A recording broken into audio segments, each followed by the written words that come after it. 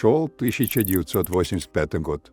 В мире, где небо вечно окутано толстым слоем смога, где яркие краски города поблекли в тусклой дымке, на выборах президента победила компания Stretch Cola, из-за чего граждане говорили, что справедливость спряталась в тени. Но Дэниел Холмс, лучший сыщик города Санни-Сити, стремился к справедливости, хоть и своими методами. За свою карьеру он повидал все. Но последнее дело грозило стать для Дэниела самым сложным, ведь преступник не оставил никаких улик. Сможет ли наш детектив раскрыть это дело?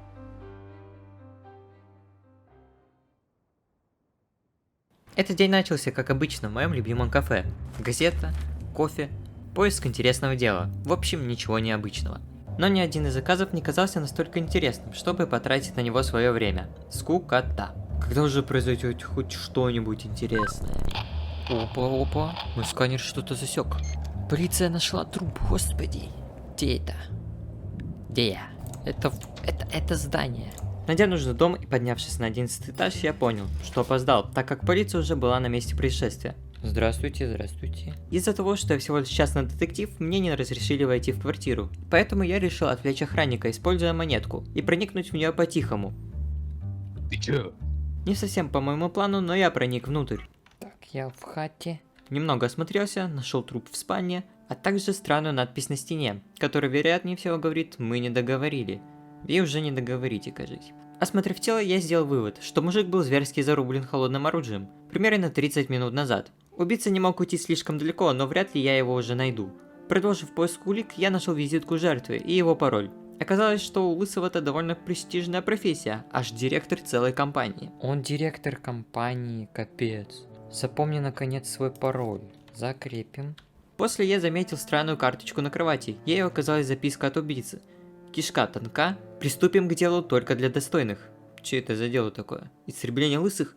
Сняв отпечатки пальцев, я обнаружил лишь пальчики нашей жертвы, что вызвало подозрение насчет дела для достойных. Неужели он сделал харакири? В тумбочках я нашел пароли жителей квартиры, поэтому решил найти что-нибудь, куда их можно вести. Начал осмотр кабинета, нашел компромат на какое-то лекарство и приглядел себе сейф. Внутри него было обезболивающее и еще какая-то фигня, поэтому я решил проверить компьютер. Но ничего интересного не обнаружил, поэтому продолжил осмотр квартиры. На кухне я забрал пистолет Лысого и проверил тумбочки. Из-за того, что я слишком громко это делал, меня услышал полицейский, который сразу же пошел смотреть, в чем дело. Я спрятался, взял оружие и попытался оглушить его. Твою что ли? Что у меня вышло сделать, но не без травм. Закинулся обезболивающим и заметил камеры в квартире, следовательно, нашего убийцу засняли. Руководствуясь такой логикой, я начал искать комнату охранника, где могли бы быть камеры. Спустился на первый этаж и нашел аж 2 такие комнаты. 2 камеры? Чего? В соседней никого нету. Блин, а тут камера. Можно как-то ее облапошить, выключив свет, но, блин, я не вижу, где тут свет выключается. Что это было? Откройся. Так, мы посмотрим, что тут у нас в виде наблюдения. Это не то. Здесь только супермаркет и служебное помещение. Ну а пока я ищу камеры, расскажу вам интересный факт.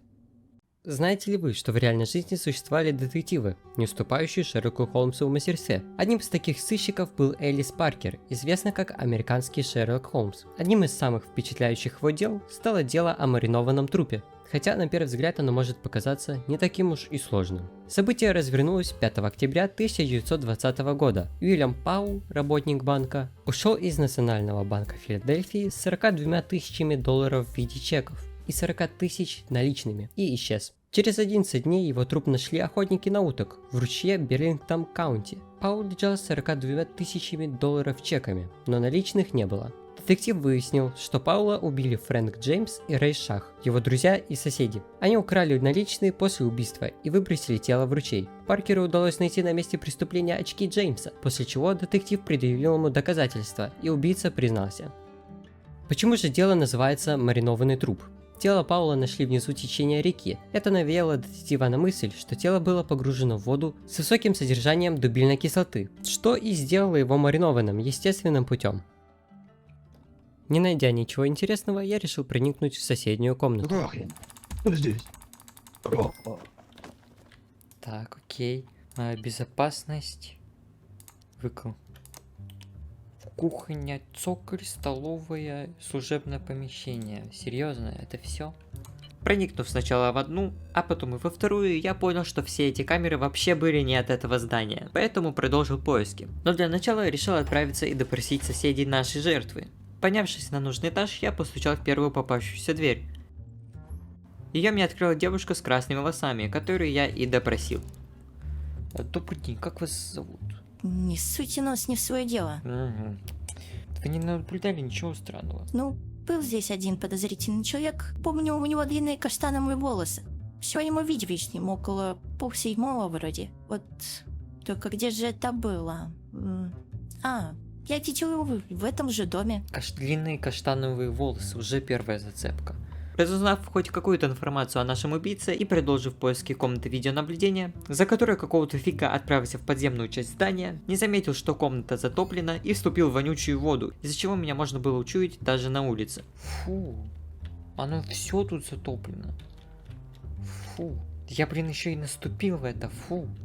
По итогу на одном из этажей я таки нашел комнату наблюдателя, вместе с охранником, которого я попытался вырубить. Но забыв, что от меня разит на 3 километра, Что ты охранник делаешь? учуял меня. Тихо. Стоять, ты не убежишь, вонючка. Да все нормально, чувак.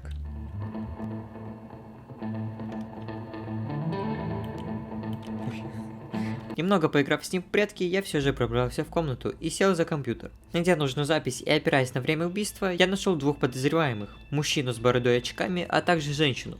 Вспомнив о показании соседки по поводу подозрительного человека с длинными коричневыми волосами, я заострил свое внимание именно на этой девушке, так как она полностью подходила под это описание. Ну а еще он стоял вплотную к двери жертвы. Распечатал ее фотографию и принялся опрашивать, кого попало. Вы знаете, кто это? Вроде мы виделись.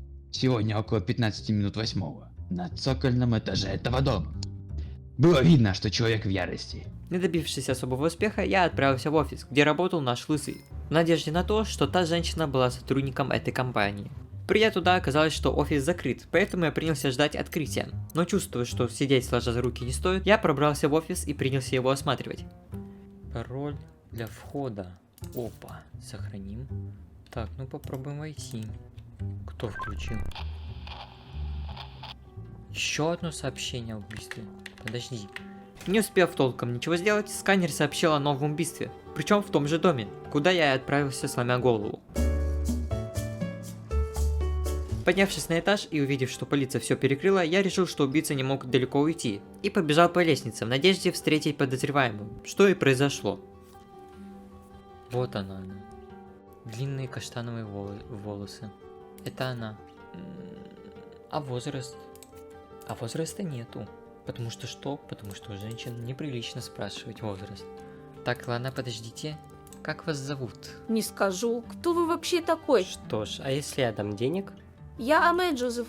А что? Вы знаете, кто... Так не суйте нас не в свое дело. Так, Амая Джозеф.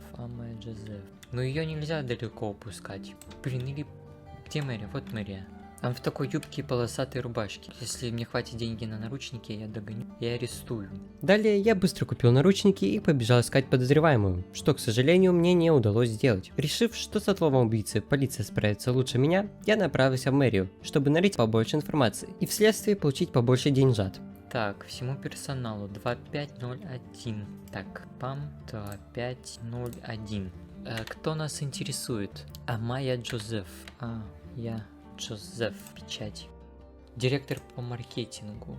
Так, хорошо, сейчас попробуем доказать, что это именно она. Вы можете назвать полное имя убийцы? Амия Джозеф. Вы можете доказать, что убийца был на месте преступления? Вот, где живет. Ну так, адрес, вот он.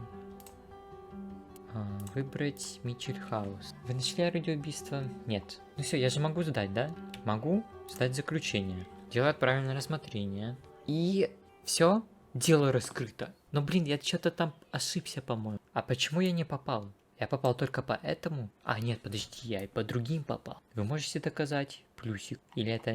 Что это? Это просто так плюсик, ясно. Ну а на этом на сегодня все. Игра вышла довольно интересной. Обязательно поставьте лайк, подпишитесь на канал, напишите комментарий от 4 слов. Все это довольно просто, но мне будет приятно. Всем спасибо за просмотр. Всем пока.